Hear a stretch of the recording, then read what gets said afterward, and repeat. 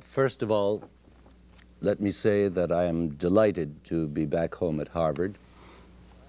I'm also somewhat petrified at the grandeur of the poetic chair I'm occupying, a chair which has over the years grown into something more like a throne, owing to the long list of eminent persons who have occupied it. It's a tough act to follow, but I am comforted by the sense of having come home again and happy to be realizing my old student fantasy of what it's like to be on the other side of the desk. Now that I am on this side of the desk, all I seem to be able to think about is how it felt to be on that side. It felt good, if you want to know the truth, those 30-odd years ago, mainly because I was very lucky in my masters, Piston and Merritt in music, Kittredge and Spencer in literature, Demos and Hocking in philosophy. But there was one master who bridged it all for me, through whom the sense of beauty, analytic method, and historical perspective all came together in one luminous revelation. And I would like to dedicate these 6 lectures to his memory. He was Professor David Proll of the philosophy department, a brilliant scholar and a deeply sensitive aesthetician.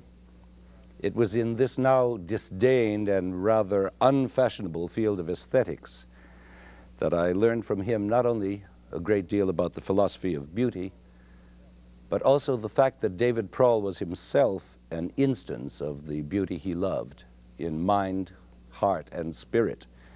Those are terribly old-fashioned words in these days of behavioristic obsessiveness, and I hope you will pardon such ancient words as mind, heart, and spirit, especially since I believe in them as strongly now as I did then. Perhaps the principal thing I absorbed from Professor Proll and from Harvard in general was the interdisciplinary spirit, that the best way to know a thing is in the context of another discipline. So these lectures are given in that spirit of cross disciplines, which is why I'll be speaking of music along with quixotic forays into such fields as poetry, linguistics, aesthetics, and even, heaven help us, a bit of elementary physics. The title of this lecture series is borrowed from Charles Ives, who wrote that brief but remarkable piece of his called The Unanswered Question way back in 1908.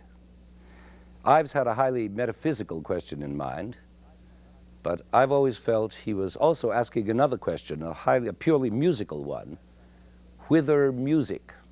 As that question must have been asked by musical man entering the 20th century. Today, with that century 65 years older, we're still asking it. Only it's not quite the same question as it was then. And so the purpose of these 6 lectures is not so much to answer the question as to understand it, to redefine it. Even to guess at the answer to whither music, we must first ask whence music, what music, whose music. It would be pretentious to assume that by the end of this series we will answer the ultimate question, but it's reasonable to assume that we'll be in a better position to make some educated guesses. Let me start with a particularly nostalgic and vivid recollection from my years with Professor Proll. The time back in 1937 when I first heard a recording of Aaron Copland's piano variations. I fell in love with the music. It seemed so fierce and poetic and utterly new.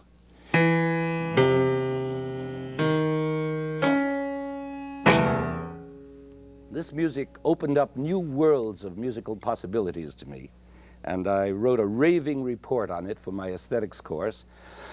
And Professor Proll became so interested in it that he decided he wanted to learn it himself. What a man. He even bought me the sheet music.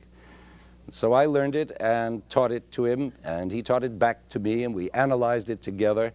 It became our song. Now, this is not just a sentimental anecdote, because as we were analyzing the Copland variations, I made a startling discovery that the first 4 notes of the piece, which are the germ of the whole composition, are really these 4 notes, with the 4th note an octave higher. And I suddenly perceived that these same four notes, in another order, formed the subject of Bach's C-sharp minor fugue from the Well-Tempered Clavichord. And then I discovered the same four notes transposed, with the first note repeated, germinating the variations in Stravinsky's octet. And the same four notes then popped up in yet another order and key as the initial motto of Ravel's Spanish Rhapsody.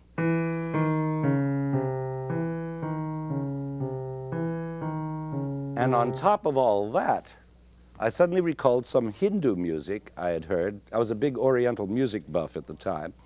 And there were those same four notes again. Boing, boing,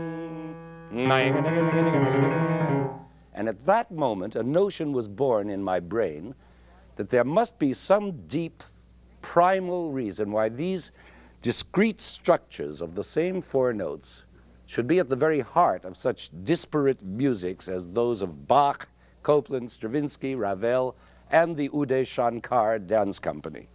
And all this and more I poured out to David Prohl, and that was my first Norton lecture to an audience of one.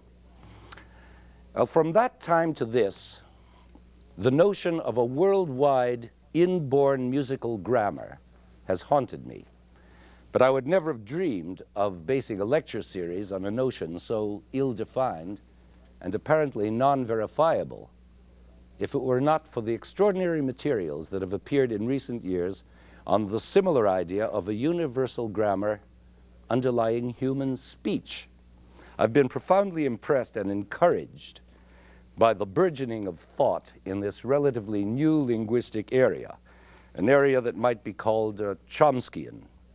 By so naming it, I don't mean to restrict my observations to Noam Chomsky's work alone.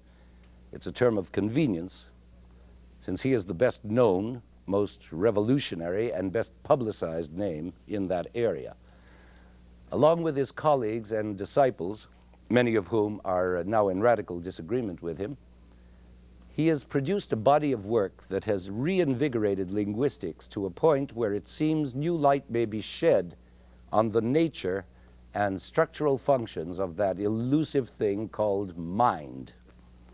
In other words, by studying in depth why we talk the way we do, by abstracting the logical principles of language, we may be in a position to discover how we communicate in a larger sense, through music, through the arts in general, and ultimately through all our societal behavior. We may even discover how we are mentally constituted, because language is species-specific. That is, it's common to all of us who belong to the human species, and only to us. Of course, tomorrow morning, cheerful new facts about dolphins or a certain chimpanzee named Sarah may throw a monkey wrench into the works, but meanwhile, this philosophical science called linguistics seems to have become our newest key to self-discovery. With each passing year, it seems to substantiate ever more convincingly the hypothesis of innate grammatical competence, as Chomsky calls it, genetically endowed language faculty, which is universal. It's a human endowment. It proclaims the autonomy of the human spirit. Well, so does music. But how do we investigate musical universality by so scientific a means as linguistic analogy? Music is supposed to be a metaphorical phenomenon, some kind of mysterious symbolization of our innermost affective existence. It lends itself more easily to description in purple prose than in equations. And even so great a scientist as Einstein said that the most beautiful experience we can have is the mysterious. Of course, he played the fiddle and he loved music. But then why do so many of us constantly try to explain the beauty of music, thus apparently depriving it of its mystery? The fact is that music is not only a mysterious and metaphorical art, it is also in itself a science. It is made of mathematically measurable elements, frequencies, durations, decibels, intervals. And so any explication of music must combine mathematics with aesthetics, just as linguistics combines mathematics with philosophy or sociology or whatever. It is precisely for this interdisciplinary reason that I am so attracted by the new linguistics as a fresh approach to music. Why not a study of musico-linguistics, just as there already exists a psycholinguistics and a sociolinguistics? All right, let's try it. Luckily, the study of linguistics is a threefold science, and so provides us with three handy categories in which these lectures can be conceived. One, phonology; two, syntax; and three, semantics. Phonology, syntax, semantics. These are the three departments of linguistics, and they point the way for our musical investigation as well. In this first lecture, we'll be oriented phonologically, examining both language and music from the most fundamental point of view, that of sound itself, the stuff of which verbal and musical utterances are made. And that should give us a solid base to build on, so that in our next session, we can plunge into syntax, the actual structures that arise from that phonological stuff. And from then on, the remaining four lectures will confront the challenges of semantics, that is, meaning, both musical and extra-musical meaning. Semantics can be seen as the natural result of adding phonology and syntax together, sound plus structure. And the resultant semantic inquiry will inevitably bring us around back to Ives' unanswered question, whither music in our time? Well, now you can see why I became so excited when I began reading the new linguistics, which postulated the notion of innate grammatical competence, because suddenly my old undergraduate notion of a universal musical grammar was reanimated. It had lain dormant for years, paralyzed, I suppose, by that deadly cliche, music is the universal language of mankind. After 1,000 repetitions of that one, usually with the connotation, support your local symphony orchestra, the well-meant phrase becomes not only a cliche, but a misleading one. How many of you can listen to 40 minutes of a Hindu raga with intelligent comprehension, to say nothing of merely staying awake? And how about certain kinds of avant-garde music? Not so universal, are they? Well, thought I, so much for the universal language of mankind. But then, when I began reading the new linguistics, I thought, here's a fresh way to pursue my intuitive idea, which had grown stale and deteriorated into a platitude. In other words, by building analogies between musical and linguistic procedures, couldn't that cliche about the universal language be debunked or confirmed, or at least clarified? Okay, let's clarify. Universality is a big word and a dangerous one. At the same time that it implies likeness, it also implies diversity. Remember Montaigne's remark that the most universal quality of man is his diversity. Now, this paradox lies at the very heart of linguistic study, because at the same time that a linguist is investigating any one particular language, or even a family of languages, trying to formulate a descriptive grammar, he is also searching for the underlying similarities among different languages or families of languages. At least the new linguists are. They construct these descriptive grammars by analyzing the mental processes of human speech, thus deriving sets of rules that hopefully apply to all human languages. In fact, to all possible human languages, both known and unknown. Now, that's a tall order, but a magnificent goal requiring an inspired guess, a great scientific leap of the mind. And if that goal can be attained, and the universality principle proved, it can turn out to be a timely and welcome affirmation of human brotherhood. But how do linguists go about such a task? Well, one way is by seeking out what they call substantive universals. For example, in the realm of phonology, which is our main concern in this lecture, linguists propose a substantive universal which says the following: all languages share certain phonemes in common.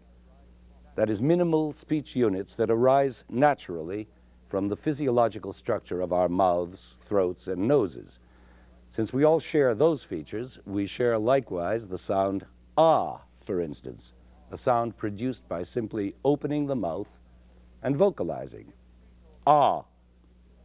Every normal human being can do this in any language. There is simply no exception, even though the vowel may vary according to the shape of the oral cavity or according to one's social background, producing such variants as class and class and class.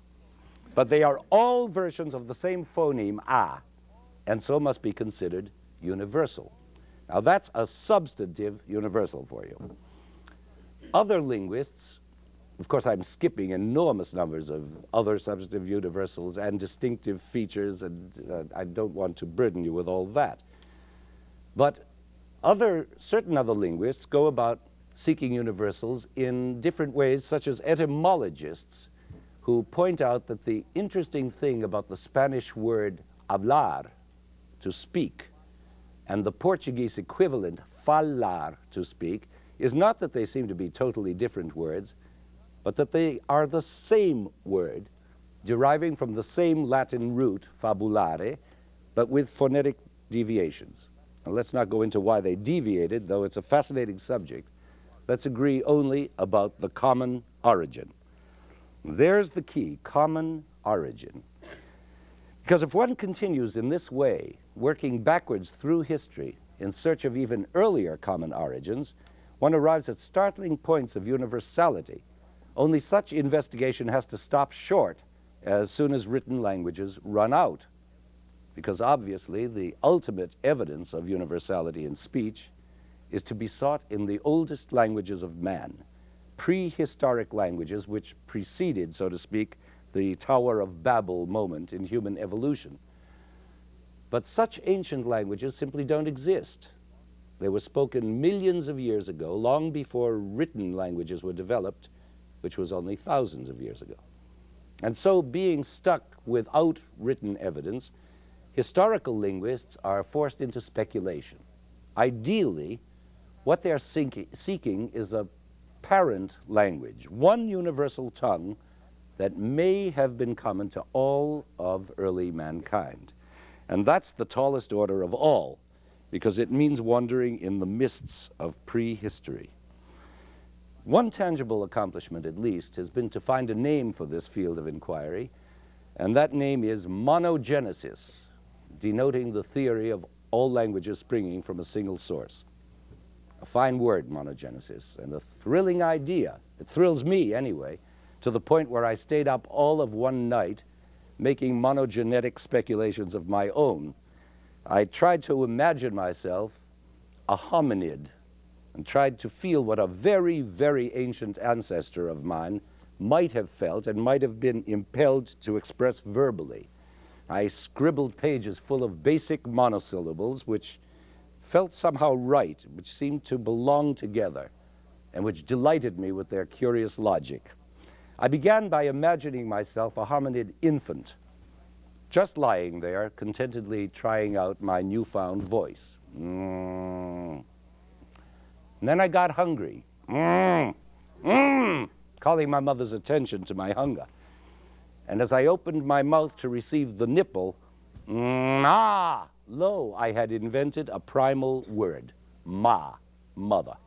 Now this has got to be one of the first proto-words ever uttered by man.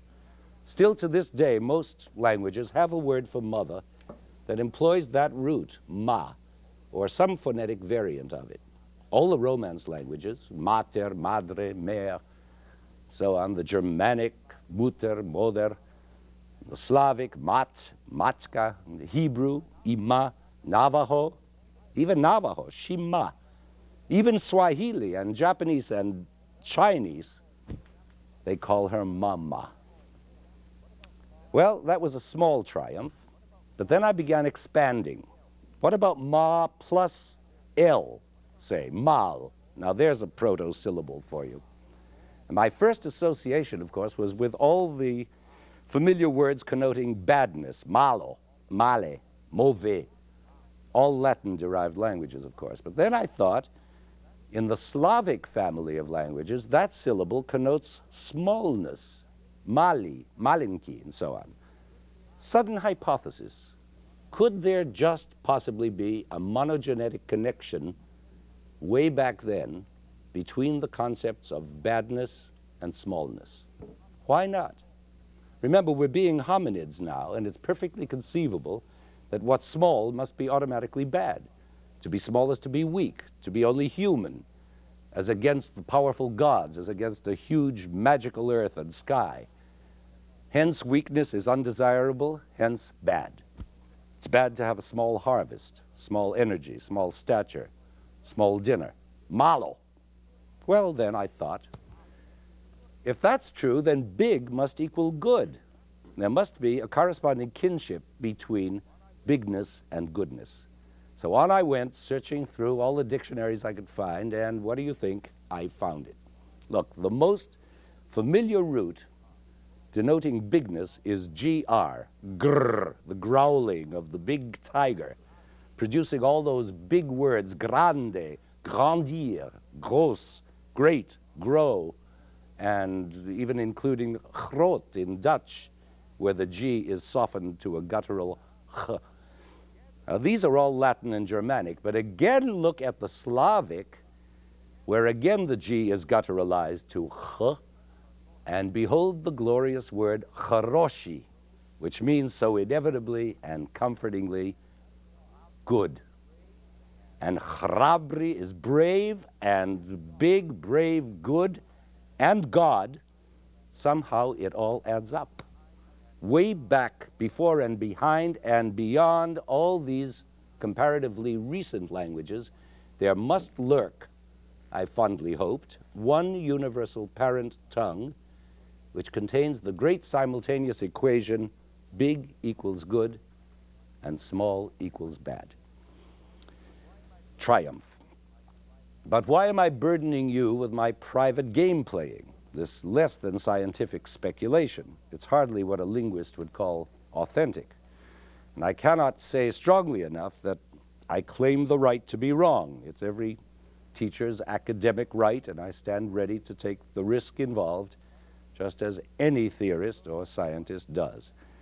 And so my monogenetic speculation interests me, and I hope you, because of what it suggests about music, the origins of music and the very nature of musical materials, the notes themselves. Let's make a simple analogy and return for a second to being that hominid infant who invented the proto-word ma. Well, we quickly learned to associate that morpheme with our supplier of milk, right? And so we call her when we need her, ma. Now, on a purely phonological level, that sound begins with an attack, an ictus, ma, and ends in a descending glide, ma. That's the way we speak, ictus plus glide. Of course, the glide may also be upward if the intention is interrogative. Ma. But now let's feel a tremendous intensification of our need, of our hunger, of our impatience. And so we intensify the ictus by prolonging it. Ma, and lo and behold, we are singing. Music is born. The syllable has become a note. Ma, just eliminating the glide. Or to use the technical jargon of our time, the morpheme is rewritten as a pitch event. And what an event that must have been way back then. What we seem to be getting to is a hypothesis that would confirm another famous cliche, namely, music is heightened speech. After all, what causes such a heightening? Intensified emotions, hunger, impatience. And certainly the deepest universals we all share are emotions, affects. We all have the same capacity for passion, fear, anticipation, aggression. We all display the same physiological manifestations of affect. Our eyebrows go up with anticipation, our hearts pound with passion, and fear affects us universally with gooseflesh. And in the sense that music may express those affective goings-on, then it must indeed be a universal language. Maybe even a divine one, to invoke yet another cliché. I have often thought that if it's literally true that in the beginning was the Word, then it must have been a sung word. The Bible tells us the whole creation story, not only verbally, but in terms of verbal creation. God said, "Let there be light." God said, "Let there be a firmament." He created verbally. Now, can you imagine God saying, just like that, "Let there be light," as if ordering lunch? Or even in the original language, "Yehi or." Yehi or. I've always had a private fantasy of God singing those two blazing words. Yehi or. Now that could really have done it. Music could have caused light to break forth. But all I've just done is to prolong the ictus again. What I've created is simply heightened speech, which would seem to corroborate yet another cliché about music beginning where language leaves off. I think Schopenhauer, that one. In other words, if the theory of monogenesis is valid, and speech indeed has common origins, and if the heightening of that speech produces music, then music may also be said to have common origins and is therefore universal, whether the notes issue from the mouth of God or from that hungry infant. But where do these notes come from? Why do our ears select certain notes and not others? For example, why do children tease one another in a specific sing-song way? Na, na, na, na. Two very special notes, which children also use to call one another, Jerry, Doris, whatever, and which are often used by them in their singing games. Little Sally Water. Now that's the same two notes, only now expanded to three notes. Little Sally Water. Or perhaps you once yelled, Ollie, Ollie, I'm free. Does that sound familiar? Well, again, we must ask, why just those notes in that particular order? Research seems to indicate that this exact constellation of two notes and its three-note variant is the same all over the world wherever children tease each other, on every continent and in every culture. In short, we may have here a clear case of a musico-linguistic universal, and one which can be identified and explained in a non-vacuous way. I want to take a little time to do this carefully because in the explanation lies the key to musical universality in general. The answer to the question, why just those notes, and eventually to the question, why those notes in Mozart and why those notes in Copland or in Schoenberg or whoever. And in having an answer, we musicians have a singular advantage over the linguists who ask their question, why just those sounds in human speech? And they seek their answers by constructing a very complex hypothesis, which is still very much in the working stage, subject to proof or disproof, amplification or derision. But we musicians are luckier. We have the built-in, preordained universal known as the harmonic series. Now, to those of you who know all about the harmonic series, I beg your indulgence for a few minutes so that I can sketch it out for those who don't. This acoustical phenomenon called the harmonic series or overtone series is not hard to understand if you remember the basic high school fact that all sounds are produced by vibrating bodies which send out waves. Now, if such a vibrating body is irregularly constituted, like this floor or this piano, it will emit waves which are irregular, and our ears will perceive them as noise. Ow. But if the source of vibration is of a consistent structure, like any one of the strings in this piano, it will emit regular waves, and we hear them as a musical tone. Of course, the source doesn't have to be a string. It can be a column of air, as in a clarinet, or a column of steel, as in a tubular bell, or a stretched animal hide, as in a kettle drum. But whatever it is, it produces what's called energy in vibratory motion. That's the official language. By being beaten, blown, plucked, struck, or frictionized with a bow. Now let's settle for a piano string. Let's say this one, which is of a particular length, tension, thickness, and density, and when struck by its hammer, produces sound waves at a frequency of 132 vibrations per second, and is known to the world as the note C.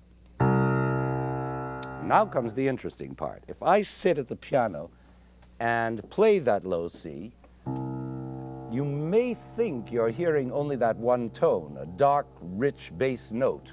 But you're not. You are simultaneously hearing a whole series of higher tones that are sounding at the same time. And these are arranged in an order preordained by nature and ruled by universal physical laws. If this is news to you, I hope it's good news. Because all these upper notes, of which you may be unaware, result from a phenomenon of nature whereby any sound-producing source, or I should say pitch-producing source, such as this piano string, vibrates not only as the whole string in all its whatever-inch glory, sounding that low C, but also in fractional segments of that string, each vibrating separately.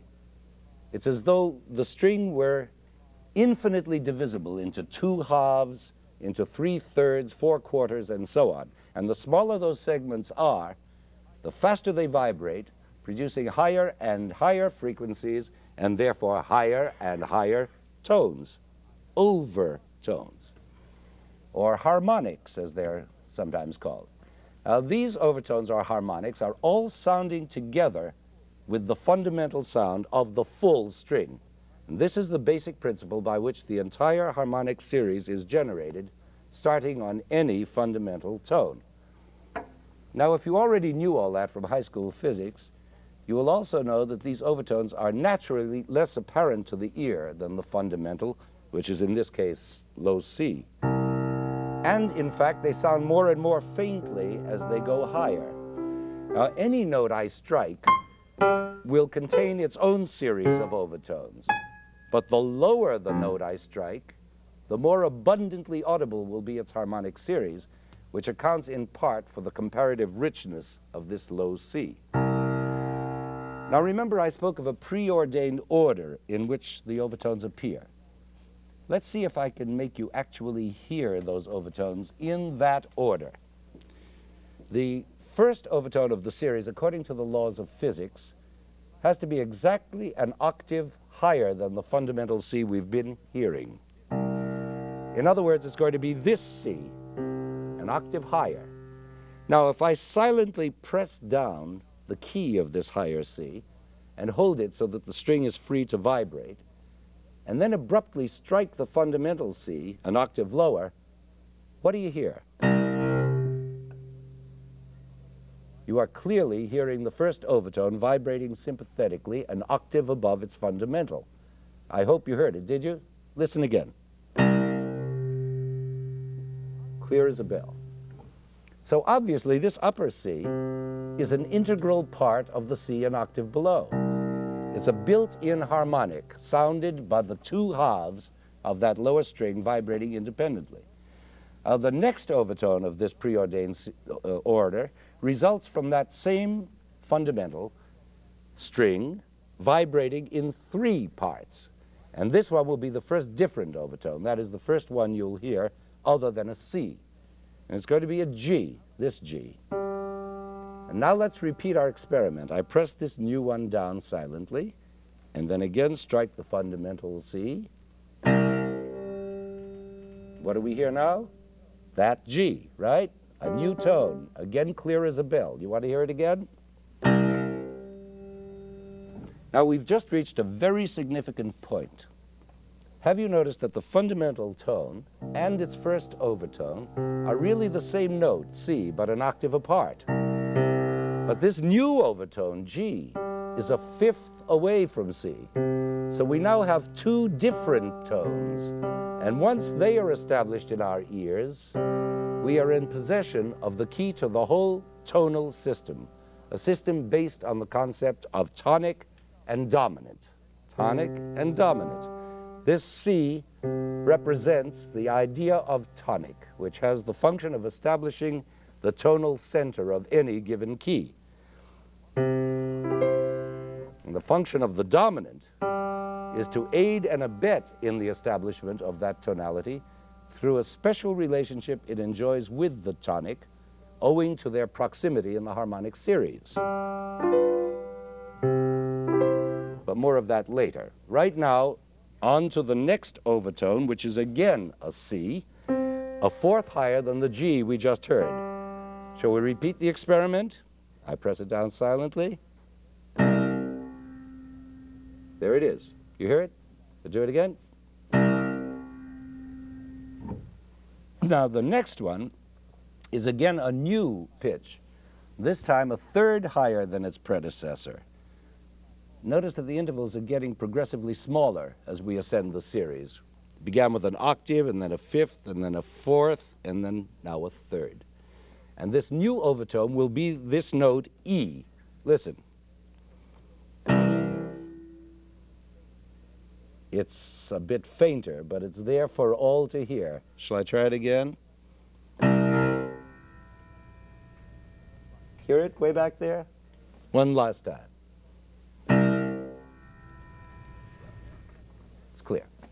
And there you have the first four overtones of the series. The fundamental plus 1, 2, 3, 4.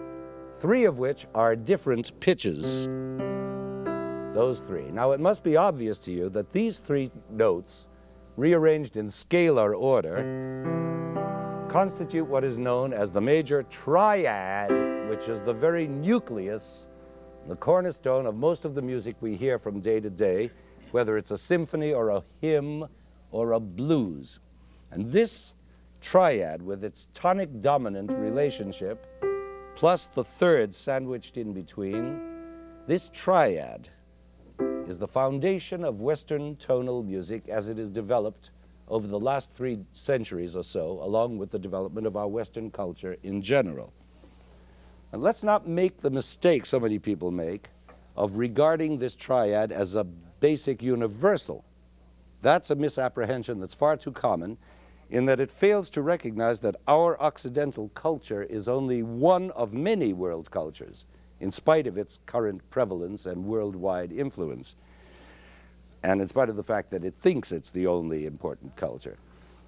A perfect example of this, in fact, of this misconception, arises with the very next overtone in the series, which is a stranger to Western tonal culture. In fact, this next overtone doesn't even appear on the piano, which means I can't demonstrate it for you as I have all the preceding ones.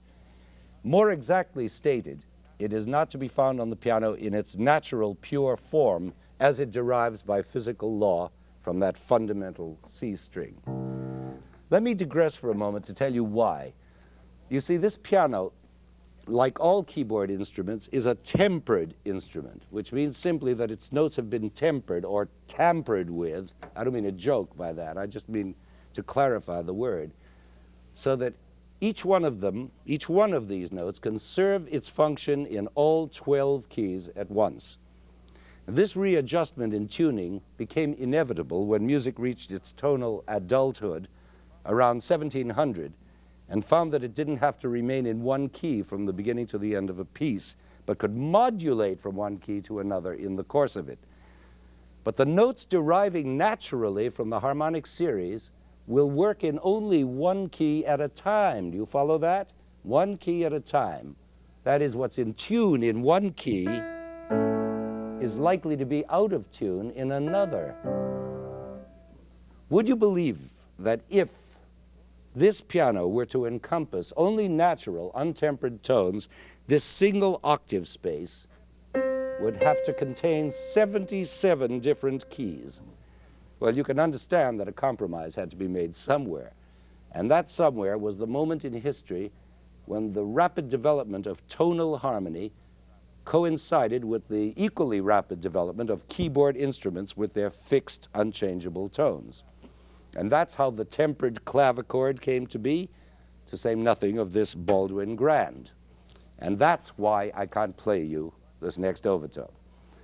But actually, if we approach it pianistically in our ascent of the harmonic series, we find it somewhere around here, lying in the crack between this B flat and this A.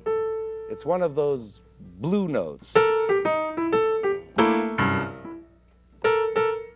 Now that blue note can be construed by the human ear as either the higher version of the note, B flat, or the lower version, A. In either case, it requires a little push up or down to be accommodated on a piano.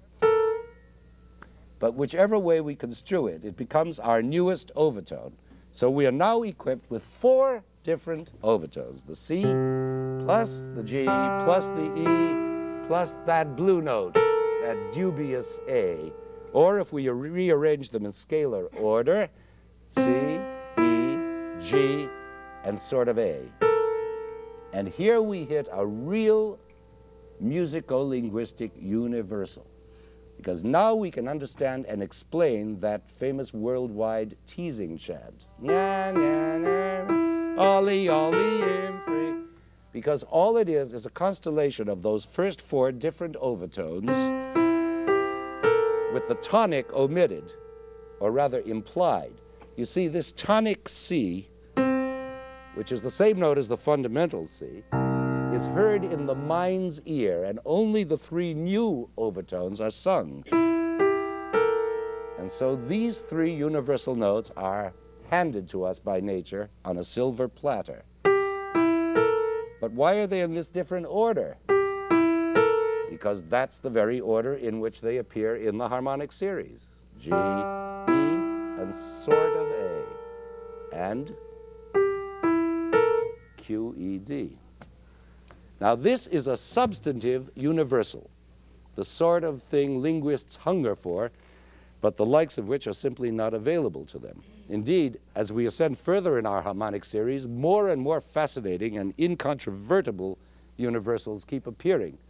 For instance, this next new overtone is this one, that is the next new overtone, is this one, D. And so we now have 5 different tones to play with,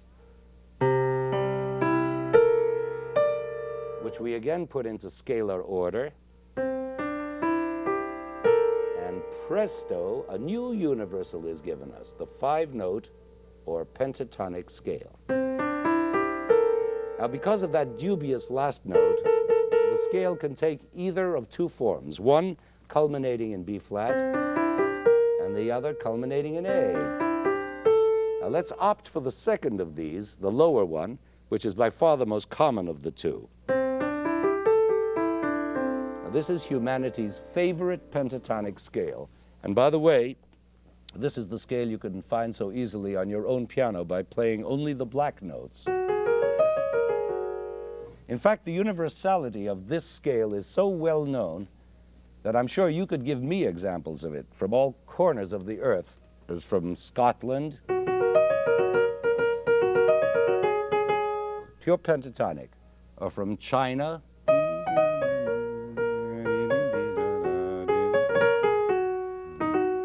or from Africa,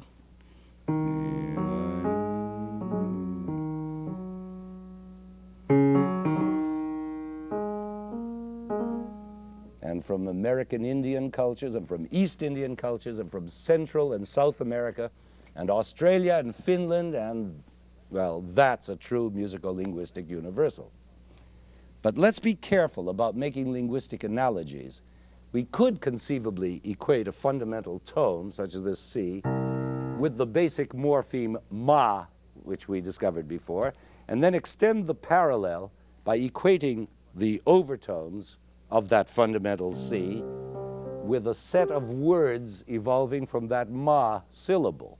Maybe. It's all still speculation. But what appears to be much more convincing is the analogy between Chomsky's innate grammatical competence and the innate musical grammatical competence which we may all possess universally. That is, our inbuilt capacity to construe those naturally serialized overtones and to construe them in different ways, just as the various cultures of the world may have construed basic monogenetic materials and constructed out of them thousands of particular grammars or languages, all different from one another. Analogously, varied human cultures can construe this pentatonic scale in different ways, depending, for example, on which of the 5 notes is taken to be the tonal center. For example, this one, that's one way. Or this one. You see how it makes it a whole different pentatonic, but they're the same 5 notes. Or this one, same 5 notes again, but a different scale.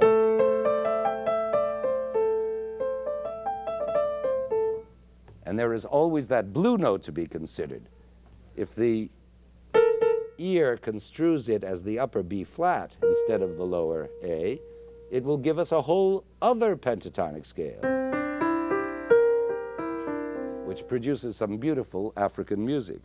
And there are even more complex processes, which we won't go into, but which account for the existence of the highly differentiated Japanese pentatonic scale. Does that sound familiar? Or the unique pentatonic of Balinese music.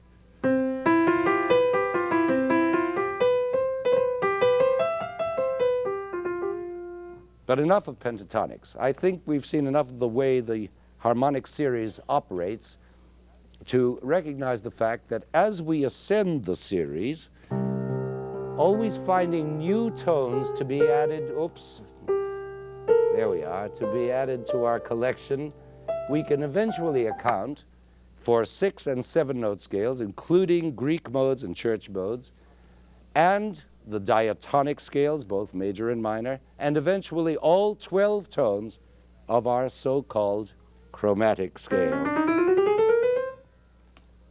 which is, of course, due to the miracle of tempering. We get those 12 equidistant tones. And you may well ask, why just 12 tones? Patience, you'll find out in a minute. But even these 12 tones don't exhaust the potential of the harmonic series. The upper reaches of the series continue to furnish us with intervals even smaller than the half tones that make up our chromatic scale. Intervals such as quarter tones, or even thirds and fifths of tones, all of which still inhabit areas of experimentation and electronic research. To say nothing of microtones, which are such an essential part of so much Oriental music. But the overriding fact that emerges from all this is that all music, whether pop, folk, symphonic, modal, tonal, atonal, polytonal, microtonal, well-tempered or ill-tempered, music from the distant past or the imminent future, all of it has a common origin in the universal phenomenon of the harmonic series. And that is our case for musical monogenesis. But is it necessarily a case for universality? Think. What about those Hindu ragas that so many people find difficult to comprehend? Well, I suggest a simple answer in the light of our linguistic analogies.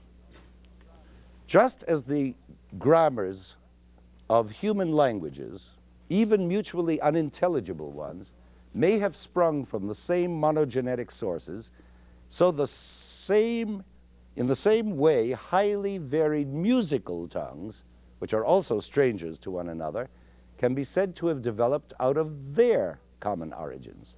In purely phonological terms, these tongues are tonal languages that have developed out of a universal, naturally ordered tonal structure. Now, I trust you realize that all this has been enormously compressed and undocumented by historical musical examples, because that would take all night. But this is not a linguistics course, nor is it a history of music course. What we're trying for is a very high overview of musical development in terms of a vocabulary constantly being enriched by more and more remote and chromatic overtones. It's as if we could see the whole of music developing from prehistory to the present in 2 minutes. Now let's again pretend we're hominids and that the smash hit of the moment is, let's say, Fair Harvard. Here we are in our hominid hut crooning, Fair Harvard, and now maybe our wives and maybe our prepubescent sons join in, and automatically we're singing not in unison, but in octaves, since men's and women's voices are naturally an octave apart. And with blessing surrender thee. Now that octave interval, I wish I could sing an octave so I could really show you what I mean. But that octave interval happens to be the first interval of the harmonic series, as you remember, right? Okay, now centuries pass, and the next interval of the harmonic series is assimilated by humanity, namely the fifth. And now we can be singing this. By those festival rites. Now, of course, this little change brings us forward a mere 10 million years into the 10th century AD and into a fairly sophisticated musical culture. But now we admit the next interval of the series, the fourth, and now we can mix intervals of the octave and the fifth and the fourth.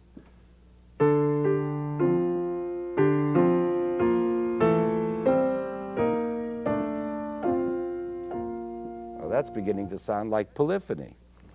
And again comes a great leap as music absorbs the next overtone, the third, and just listen to the difference. It's a whole new music, richer, mellower, with a new coloristic warmth.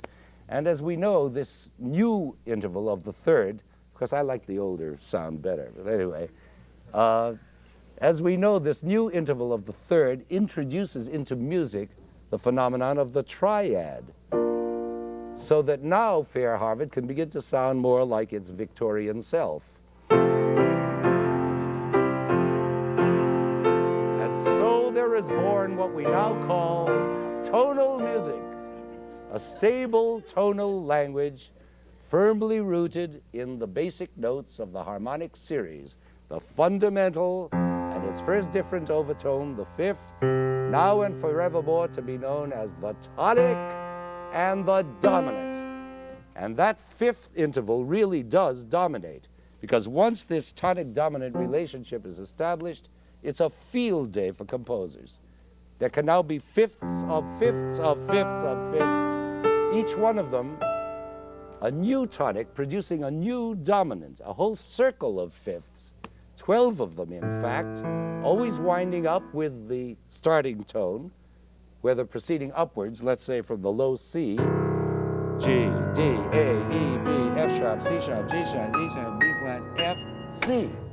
That's again C, believe it or not. Or proceeding downwards, starting from that, C, F, B flat, E flat, A flat, G flat, D flat, C. I'm sorry. C, back to C. That's a circle of 12 fifths, and that's the answer I promised you. That's how we get the 12 different tones of our chromatic scale. In other words, if you take all those 12 of the circle of fifths and put them together in scale order, you'll get this.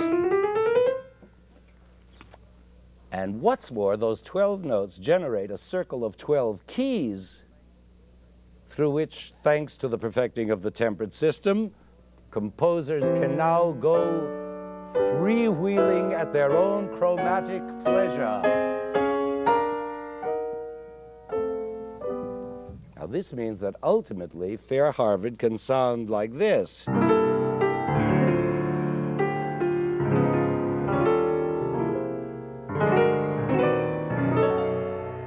that's chromatic porridge. And in our own century, it's going to become goulash. How does music contain this loose, runny chromaticism? by the basic principle of diatonicism, that stable relationship of tonics and dominants, subdominants and supertonics, and new dominants and new tonics. And we can now modulate as freely as we want, as chromatically as we want, and still have complete tonal control. This great system of tonal controls was perfected and codified by Bach, Johann Sebastian Bach, whose genius was to balance so delicately and so justly these two forces of chromaticism and diatonicism, forces that were equally powerful and presumably contradictory in nature. Now, this point of delicate balance is like the still center in the stormy flux of musical history, a condition of such stability that it was able to continue without remarkable changes for almost a century. And this roughly 100 years became a golden age. Now, this is not to say that there weren't drastic changes in style and form during those 100 years. Because after all, this golden age saw the emergence of a whole new Rococo style, to say nothing of the phenomenal rise of sonata form in the hands of such giants as Carl Philipp Emanuel Bach and Haydn and Mozart and Beethoven himself. But these changes are syntactic and semantic changes, which we'll be examining and enjoying in future lectures. Right now, we're limiting our investigation to phonology, and in these terms, we can see the peak attained by Bach continuing as a kind of plateau, level and lofty, right into the music of Beethoven. Now, at this point, I would like to invite you to listen with me to one of the supreme examples of this golden age, Mozart's G minor symphony, a work of utmost passion, utterly controlled, and of free chromaticism, elegantly contained. I'll try to prepare you a bit, somewhat, with a few illustrations of this control and containment so that you can hear the symphony, hopefully with fresh phonological ears. And remember, what we're looking for is the wonderfully creative ways in which chromatic flexibility can be systematically contained within the framework of tonic-dominant relationships. It's a curious thing and a crucial one that through this perfect combination of opposites, chromaticism and diatonicism, there is distilled the essence of ambiguity of all things. Now, this word ambiguity may seem the most unlikely word to use in speaking of a golden age composer like Mozart, a master of clarity and precision. But ambiguity has always inhabited musical art, indeed all the arts, because it is one of art's most potent aesthetic functions. The more ambiguous, the more expressive, up to a certain point. Of course, there's a limit, which we're going to run into in the course of these lectures, and we're going to run into a state of such increased ambiguity that problems of musical clarity are bound to arise, and that's when we'll be confronted head-on by Ives' unanswered question, whither? And meanwhile, we're still in the golden age with ambiguity classically contained in the Augustan balances and proportions inherent in this Mozart symphony. Let's look at it very briefly. You all remember the opening and first movement.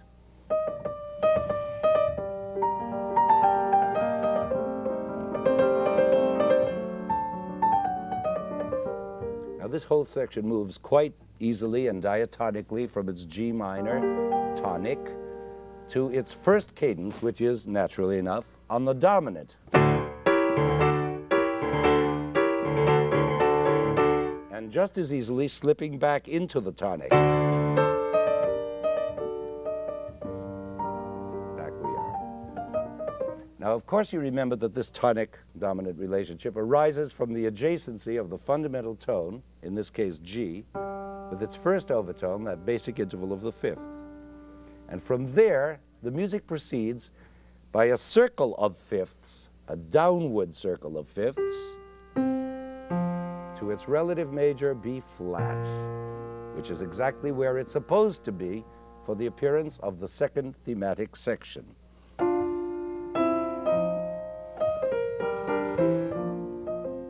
But notice that Mozart's theme is already chromatically formed,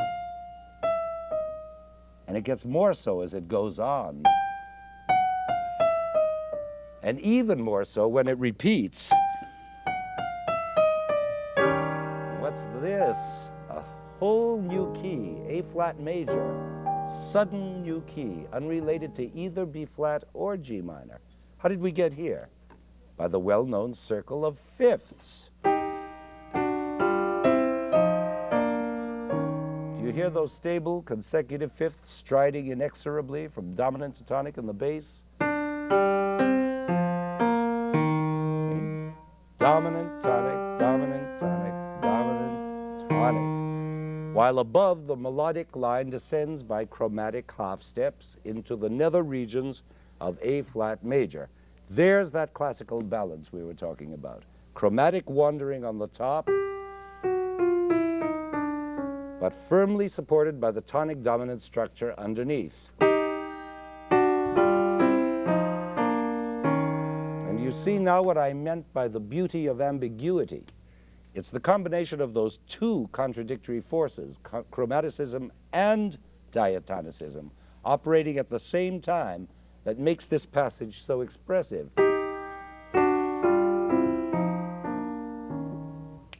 So, we're in the midst of a chromatic adventure, right? How do we get out of this strange A-flat territory?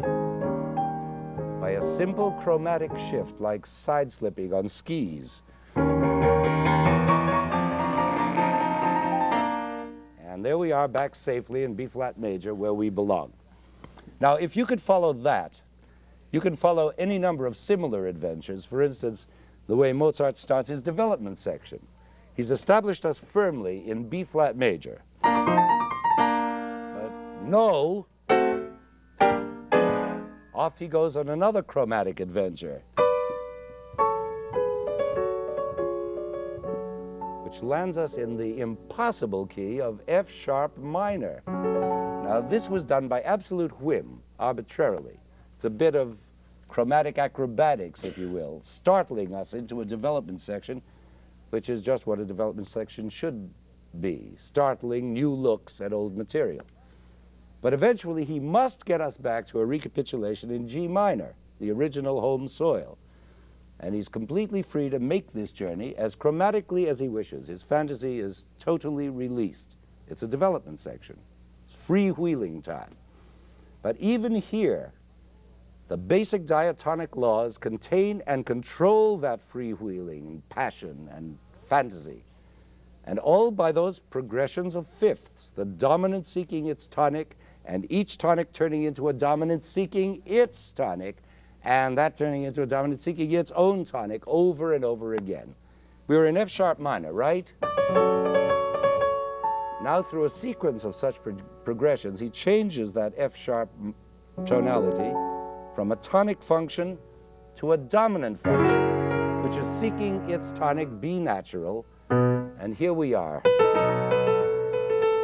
There's B natural. But now B natural is a dominant seeking its tonic, E. And so into E we go.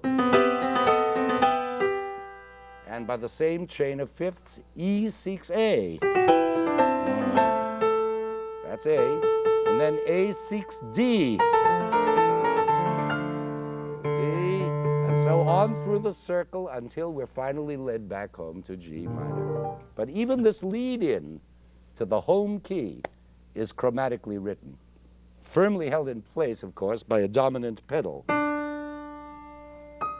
Listen to this creepy, crawly chromaticism.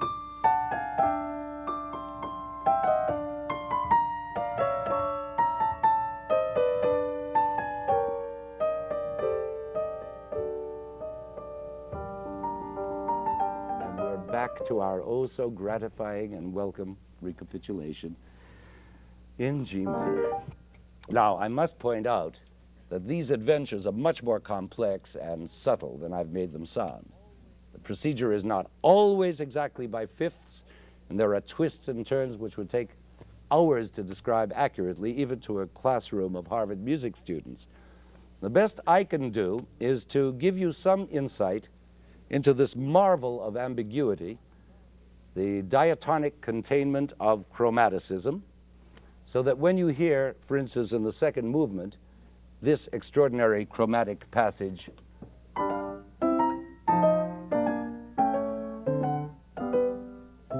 you can also be aware of the strong diatonic underpinnings, those fifths, again, striding inexorably from tonic to dominant. See if you can hear them.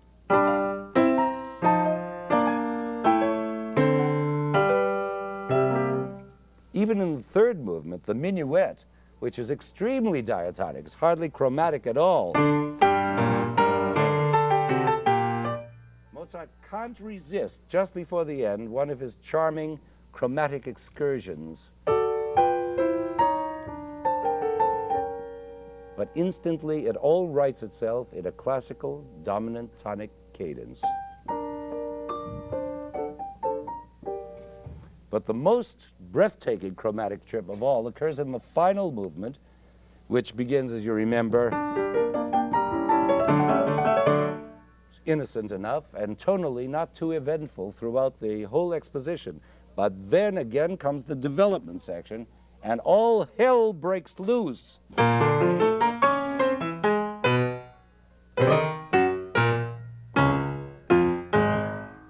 Do you realize that that wild atonal sounding passage contains every one of the 12 chromatic tones except the tonic G?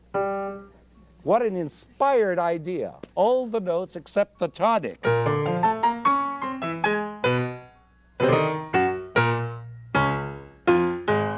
It could easily pass for 20th century music if we didn't already know it was Mozart. But even that explosion of chromaticism is explainable in terms of the circle of fifths. Not that I dream of burdening you with it, but take my word for it, that outburst of chromatic rage is classically contained. And so is the climax of this development section, which finds itself suddenly in the key of, it's not so sudden, in the key of C sharp minor. C sharp minor, which is as far away as you can get from the home key of G minor. Sounds pretty remote, doesn't it? And again, believe me, all these phonological arrivals and departures to and from the most distantly related areas operate in the smoothest, most Mozartian way under perfect diatonic control. Well, what does this all add up to? Now, let's find out by hearing the whole work as performed on film by the Boston Symphony Orchestra, and I hope we'll be listening to it with fresh phonological ears.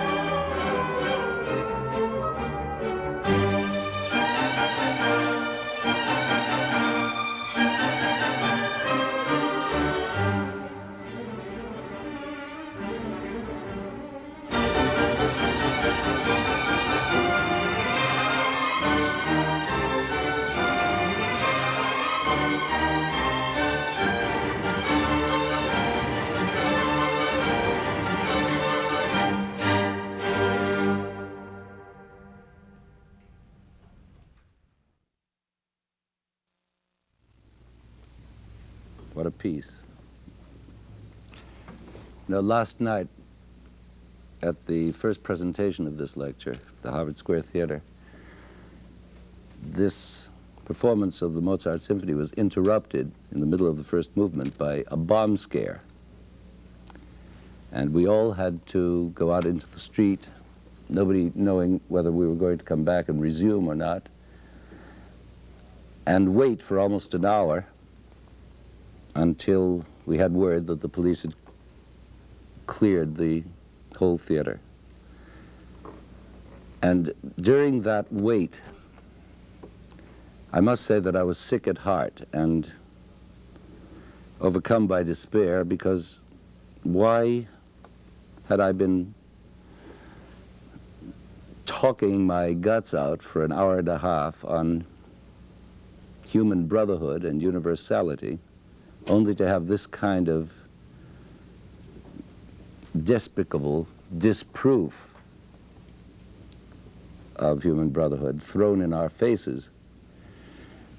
But when I came back, and we all came back, and so many of the audience did come back, to my amazement,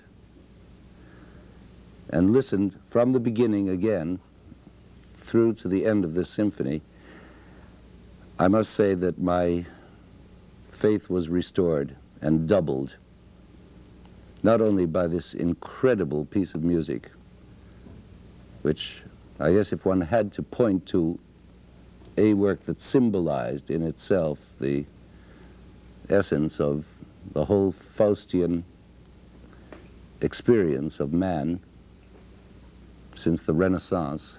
This would be it. But also because of the number of the audience that waited it out and came back and listened to it, terribly moved. Of course, I wouldn't have been so upset if the interruption had come during my talk, but to interrupt Mozart, to interrupt that extraordinary wholeness and continuity, that entity which is this work, was the greatest insult of all. But as I say, my faith was restored. Just to hear it, and just to hear it with those people and through them. So I feel even more confident of what I was trying to say in the beginning than I had when I wrote it. Just a short word now about our subject next time, which will be syntax. If you remember, the second of the three linguistic departments. Musical and linguistic syntax, in which we'll be examining the actual formations of these phonological elements we've been discussing this time. And then we'll be ready to understand the semantic problems of music from Mozart to the present, and hopefully come closer and closer to understanding and maybe even answering Ives' unanswered question. Thank you.